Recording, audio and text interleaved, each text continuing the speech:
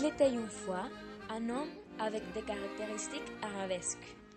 Il voulait aller en France pour composer des chansons. Il voulait sortir de sa coquille pour se faire connaître dans le monde.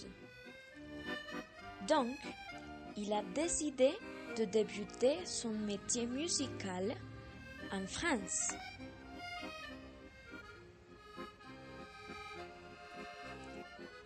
Quand il était arrivé en France, il a marché sur la rue et il a regardé certains logogrammes afin de se placer sur la ville.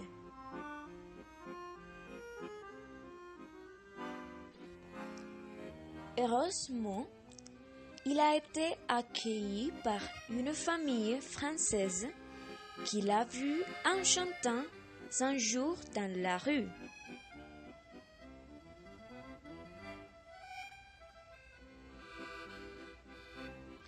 Son commencement a été dur. Lorsqu'il allait aux maisons de disques pour montrer son talent, les paroles de ses chansons étaient impossibles de comprendre pour les Français. Ceci semblait seulement des rebuts.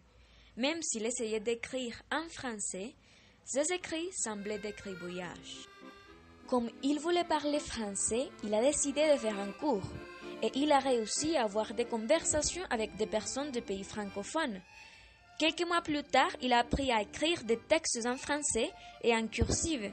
Il aimait bien écrire comme ça parce qu'elle lui faisait penser à son système d'écriture arabe. Il était difficile de se communiquer avec eux. Au début, il les signe. Son professeur de français lui a demandé de faire des traits afin qu'il apprenne à écrire en français. Cela l'aiderait à tracer son dessin pour réussir. Au fil du temps, et après beaucoup de persévérance, il a pu composer ses chansons en français.